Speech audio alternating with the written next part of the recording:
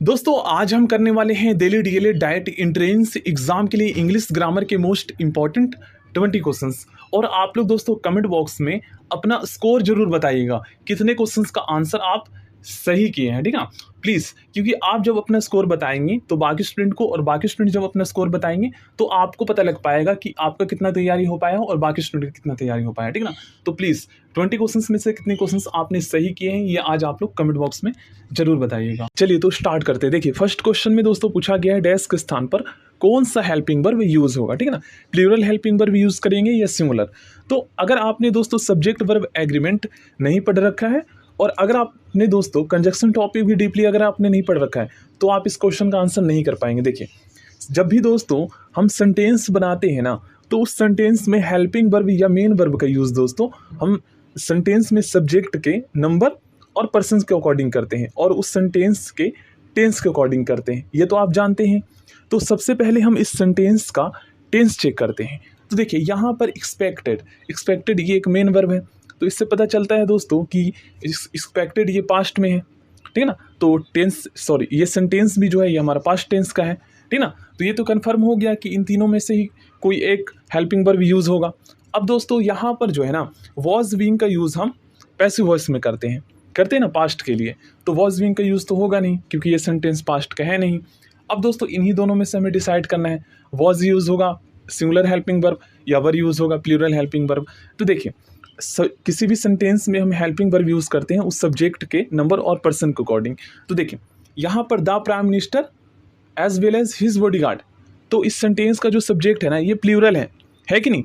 तो आप में से दोस्तों 99% स्टूडेंट इस क्वेश्चन का आंसर बताएंगे, कहेंगे सर यहाँ पर वर्ब का यूज़ होगा, क्योंकि सब्जेक्ट वर्ब एग्रीमेंट ही हमारा यही कहता है कि जब हमारा सब्जेक्ट प्लूरल होता है तो हम प्लूरल हेल्पिंग वर्ब और मेन वर्ब का यूज़ करते हैं, ठीक है ना। प्लूरल हेल्पिंग वर्ब और मेन वर्ब का यूज़ करते हैं। और जब सेंटेंस का सब्जेक्ट सिंगुलर होता है तो हम सिंगुलर हेल्पिंग वर्ब और मेन वर्ब का यूज़ करते हैं, सिंगुलर हेल्पिंग वर्ब या सिंगुलर मेन वर्ब का यूज़ करते हैं। तो इस सेंटेंस का जो सब्जेक्ट है ये प्लूरल है तो यहाँ पर वर्ब का यूज़ होगा, आप यही कहेंगे। लेकिन दोस्तों यहाँ पर जो है ना कंजक्शंस यूज़ किया गया है, तो कंजक्शंस का खेल अलग है। जब भी दोस्तों कोई भी दो नॉन या प्रनॉन, क्योंकि सब्जेक्ट ग्रुप में हम नॉन या प्रनॉन का ही यूज़ करते हैं, तो जब भी दोस्तों कोई दो नॉन या प्रनॉन एज वेल एज कंजक्शन से कनेक्ट होता है ना तो हमारा ग्रामर का रूल क्या कहता है कि हम उस सेंटेंस में हेल्पिंग वर्ब या मेन वर्ब पहले वाले सब्जेक्ट या फिर कह सकते हैं नॉन या प्रनॉन के नंबर के अकॉर्डिंग करते हैं। तो देखिए द प्राइम मिनिस्टर ये सिंगुलर नंबर में है तो सिंगुलर सब्जेक्ट हो गया, तो सिंगुलर सब्जेक्ट के साथ हम हमेशा सिंगुलर हेल्पिंग वर्ब का यूज़ करेंगे। तो यहाँ पर वॉज का यूज़ होगा और यहाँ पर आप लोग और पढ़ भी सकते हैं। और कुछ ऐसे प्रीपोजिशंस भी होते हैं जिसका use same as well as के जैसा किया जाता है, ठीक है। तो यहाँ पर आप लोग यूज़ भी देख सकते हैं। अलॉन्ग विथ ये हमारा प्रीपोजिशन है और यहाँ पर देखिए पहले वाले सब्जेक्ट के अकॉर्डिंग यहाँ पर हेल्पिंग वर्ब का यूज़ किया गया है।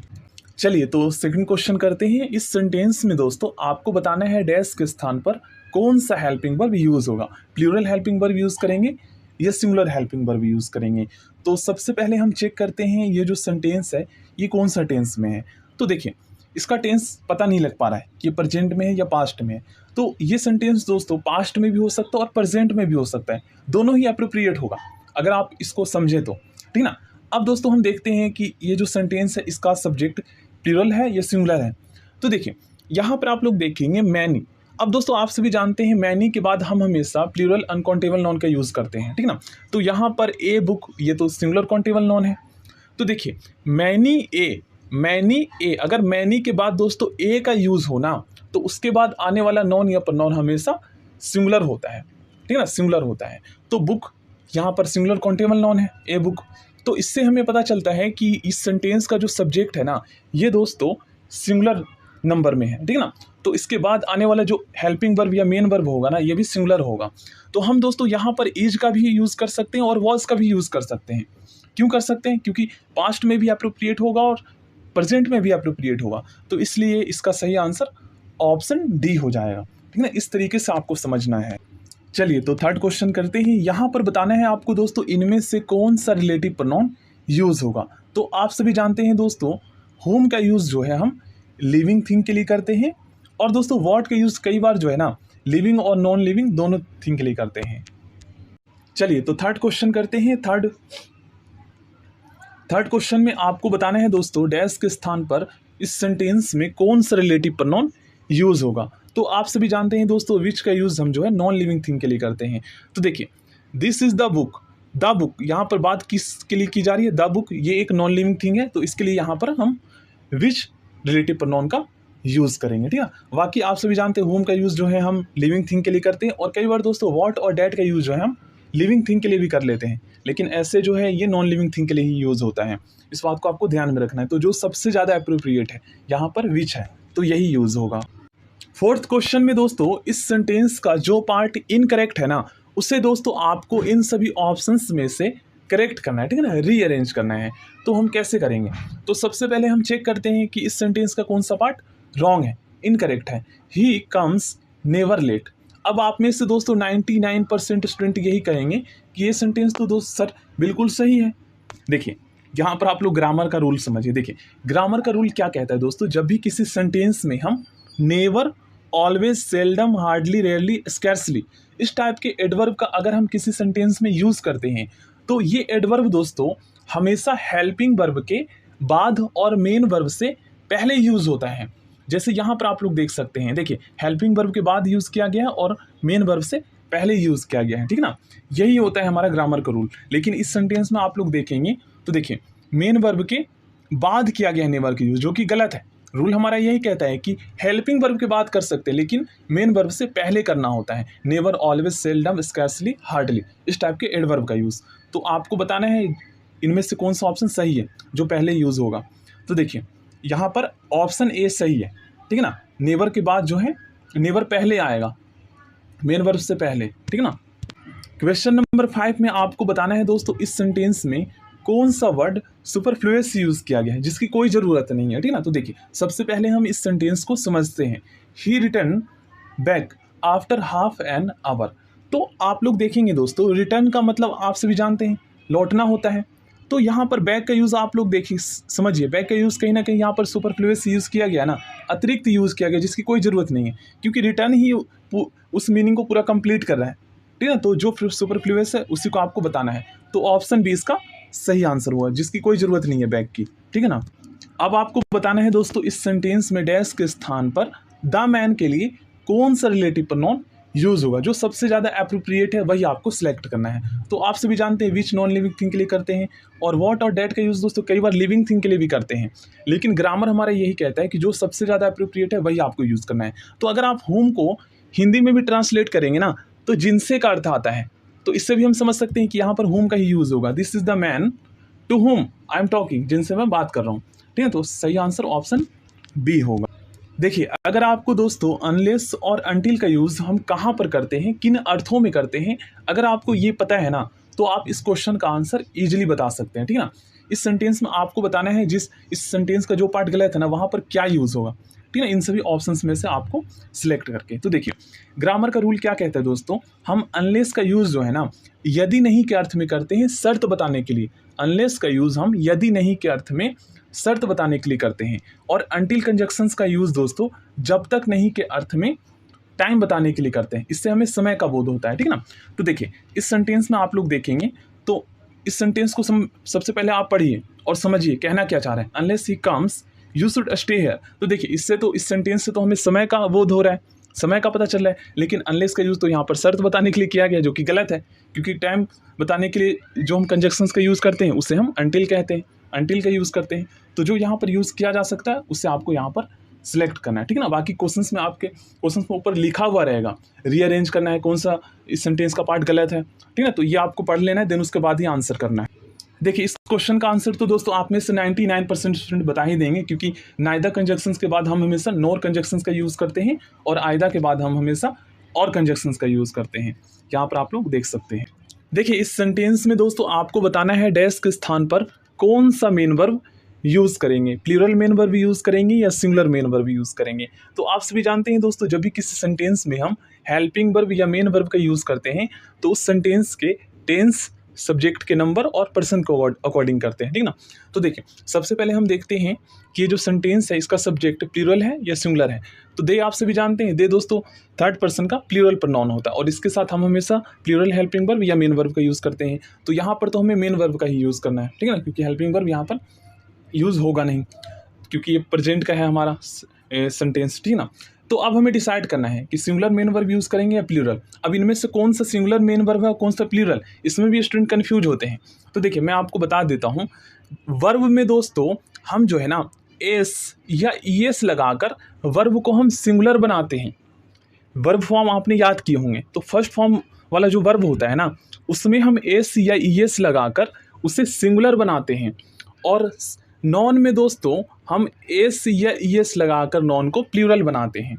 तो देखिए यहाँ पर प्ले जो है ना ये हमारा प्लूरल वर्ब है, PLAY, ये दोस्तों हमारा प्लूरल वर्ब है और इसमें हम एस लगाकर इसे सिंगुलर बनाएंगे। तो आप सभी देख रहे हैं सेंटेंस का जो सब्जेक्ट है ये प्लूरल है, थर्ड पर्सन का प्लूरल प्रोनाउन है, तो इसके साथ प्लूरल मेन वर्ब यूज़ होगा, तो प्ले यूज़ करेंगे ना कि प्लेज। प्लेज ये सिंगुलर मेन वर्ब है, ठीक है ना। तो इस तरीके से आप लोग समझ सकते हो करता है, जो सेंटेंस करेक्ट है यही आपको सिलेक्ट करना है। तो मैंने आपको स्टार्टिंग में दोस्तों बताया था, जब भी दोस्तों always, seldom, scarcely, rarely, hardly इस टाइप के एडवर्ब का यूज़ करते हैं ना किसी सेंटेंस में, तो ये एडवर्ब दोस्तों हम हमेशा हेल्पिंग वर्ब के बाद और मेन वर्ब से पहले करते हैं। ये हमारा ग्रामर का रूल कहता है, ठीक ना। लेकिन आप लोग देखेंगे बी, सी और डी इन तीनों ऑप्शंस में, तो ये जो सेंटेंस में ऑलवेज का यूज़ किया गया है ना, देखिए बी में यूज़ किया गया है मेन वर्ब के बाद, और सी में भी मेन वर्ब के बाद ही कह सकते हैं, सबसे लास्ट में यूज़ किया गया है, और डी में भी आप लोग देख लीजिए मेन वर्ब के बाद ही यूज़ किया गया है। जबकि रूल हमारा क्या कहता है, मेन वर्ब से पहले और हेल्पिंग वर्ब के बाद ही यूज कर सकते हैं। तो जो सही है ये ऑप्शन ए है, ये करेक्ट वर्ड ऑर्डर को फॉलो करता है, क्योंकि यहाँ पर ऑलवेज का यूज़ मेन वर्ब से पहले किया गया है, जो कि सही है। नेक्स्ट क्वेश्चन दोस्तों बहुत ही ज़्यादा इंपॉर्टेंट है, प्लीज़ आप लोग ध्यान से समझिएगा। देखिए पॉलिटिक्स, यहाँ पर सबसे पहले देखिए हम जब भी हेल्पिंग वर्ब या मेन वर्ब का यूज़ करते हैं तो सबसे पहले दोस्तों हम सेंटेंस का सब्जेक्ट देखते हैं कि प्लूरल नंबर में है या सिंगुलर नंबर में है, ठीक ना। तो देखिए पॉलिटिक्स एस इसके साथ लगा हुआ है, तो ऐसा हमें लग रहा है कि ये पॉलिटिक्स जो है ना ये हमारा प्लूरल नॉन है। तो ऐसे में दोस्तों हम यहाँ पर जो है आर का यूज़ कर सकते हैं। लेकिन कुछ नॉन दोस्तों ऐसे होते हैं ना जो दिखने में तो लगते हैं कि प्लूरल हैं, लेकिन वो वास्तव में होते हैं सिंगुलर, ठीक है ना। जैसे यहाँ पर और भी आप लोग देख सकते हैं, ठीक है ना। तो ये एज अ सिंगुलर सब्जेक्ट के रूप में सेंटेंस में यूज़ किया जाता है। तो इसलिए इसका सही आंसर होगा इज, क्योंकि यहाँ पर पॉलिटिक्स जो है ना ये सिंगुलर सब्जेक्ट है, ठीक है ना। इस तरीके से आप लोगों को समझना है, और यहाँ पर और भी बहुत सारे वर्ड्स आप लोग देख सकते हैं। अगर एग्जाम में आए तो प्लीज़ ध्यान में रखिएगा, इसके साथ आपको सिंगुलर हेल्पिंग वर्ब या मेन वर्ब का यूज़ करना है। अब देखिए नेक्स्ट सेंटेंस दोस्तों और भी ज़्यादा इंपॉर्टेंट है। देखिए इस सेंटेंस में आप क्या यहाँ पर यूज़ करेंगे, इज यूज़ करेंगे कैटल के बाद या आर यूज़ करेंगे। तो आप में से मोस्टली स्टूडेंट यही कहेंगे कि सर कैटल जो है ये तो हमारा सिंगुलर नॉन है, ठीक है। तो सिंगुलर नॉन के साथ, सिंगुलर सब्जेक्ट के साथ हम सिंगुलर हेल्पिंग वर्ब या मेन वर्ब का यूज़ करते हैं। लेकिन यहाँ पर आप लोग नीचे पढ़ेंगे तो आपको पता चलेगा कि कुछ नॉन ऐसे होते हैं जो दिखने में तो लगते हैं कि सिंगुलर है, लेकिन वो होते हैं वास्तव में प्लूरल, और उसके साथ प्लूरल हेल्पिंग वर्ब या मेन वर्ब का यूज़ किया जाता है। तो और भी बहुत सारे आप लोग नॉन यहाँ पर देख लीजिए जिसके साथ हम हमेशा प्लूरल हेल्पिंग वर्ब या मेन वर्ब का ही यूज़ करेंगे। देखिए इस क्वेश्चन में दोस्तों आपको बताना है इस सेंटेंस में डैश के स्थान पर कौन सा प्रीपोजिशंस यूज़ करेंगे। तो यहाँ पर दोस्तों हमें कारण बताने के लिए प्रीपोजिशंस यूज़ करना है, तो इन दोनों का ही करेंगे, ठीक है ना। अब हमें डिसाइड करना है कि इन दोनों में से कौन सा यूज़ होगा, क्योंकि दोनों ही कारण बताने के लिए यूज़ किया जाता है। तो ग्रामर का रूल हमारा क्या कहता है ना, देखिए ड्यू टू और ओविंग टू दोनों अर्थ में एक ही होता है, दोनों का अर्थ एक ही होता है, लेकिन इनका यूज़ अगर दोस्तों किसी सेंटेंस में स्टार्टिंग में अगर हम इनका यूज़ कर रहे हैं, बाकी मतलब इनसे ही स्टार्ट कर रहे हैं कोई सेंटेंस, तो पहले जो है ना हम ओविंग टू का यूज़ कर सकते हैं। ड्यू टू का यूज़ स्टार्टिंग में नहीं किया जाता है अगर हम किसी वाक्य को स्टार्ट कर रहे हैं। तो देखिए आप लोग पढ़ सकते हैं ओविंग टू एवं ड्यू टू अर्थ में एक ही है, दोनों के बीच मुख्यतः दो अंतर है। वाक्य की शुरुआत ओविंग टू से करें, ड्यू टू से नहीं, ठीक है ना। तो प्लीज़ ध्यान में रखिएगा, ड्यू टू से अगर आप करते हैं तो आपका गलत हो जाएगा। तो इस तरीके से इसका सही आंसर होगा ऑप्शन बी। तो इसलिए कहते हैं ग्रामर में क्वेश्चंस डीपली पूछे जाते हैं। नेक्स्ट क्वेश्चन में बताना है यहाँ पर डैश के स्थान पर कौन सा प्रीपोजिशंस यूज़ होगा। तो आप सभी जानते हैं दोस्तों लुक एक फ्रेजल वर्ब होता है और जिसके बाद हम हमेशा फॉर का यूज़ करते हैं। तो I am looking for you, और लुक फॉर का अर्थ होता है सर्च करना। देखिए इस सेंटेंस में दोस्तों आपको बताना है डैश के स्थान पर कौन सा प्रीपोजिशंस यूज होगा। तो यहाँ पर दोस्तों इनटू का यूज होगा। अब इनटू का यूज क्यों होगा, तो देखिए जब भी दोस्तों कोई चीज सरफेस से नीचे की ओर गति में जा रहा है तो फिर वहां पर दोस्तों हम इनटू का यूज करते हैं। गति के लिए नीचे की ओर सरफेस से इनटू का यूज करते हैं, ठीक है ना। बहुत ही सिंपल वे है समझने का। एग्जाम्पल के रूप में दोस्तों मान लीजिए कोई पेड़ से कूदता है, तो ऐसे में एक सरफेस से नीचे की ओर गति में नीचे आ रहा है ना, तो इस तरीके से आप लोग समझ सकते हैं कि यहाँ पर गति हो रहा है और एक सरफेस से नीचे की ओर कूद रहा है, तो इनटू का यूज होगा, ठीक है। इस तरीके से आप लोग समझ सकते हैं। नेक्स्ट क्वेश्चन में दोस्तों आपको बताना है डैश के स्थान पर कौन सा कंजक्शन यूज होगा। तो यहाँ पर दोस्तों हम वट का यूज करेंगे। अब वट का यूज क्यों करेंगे, तो वट का यूज दोस्तों वहां पर होता है जब एक सेंटेंस दूसरे के बिल्कुल विपरीत हो, एक दूसरे को कॉन्ट्रास्ट व्यक्त कर रहा हो, ठीक है। तो ऐसे में हम वट का यूज करेंगे यहाँ पर, ठीक है ना। वट हमारा कंजक्शन यूज होगा। देखिए नेक्स्ट सेंटेंस में दोस्तों आपको बताना है इस सेंटेंस का कौन सा पार्ट इनकरेक्ट है, ठीक ना। जो इनकरेक्ट है वही इन ऑप्शंस में से आपको सिलेक्ट करना है।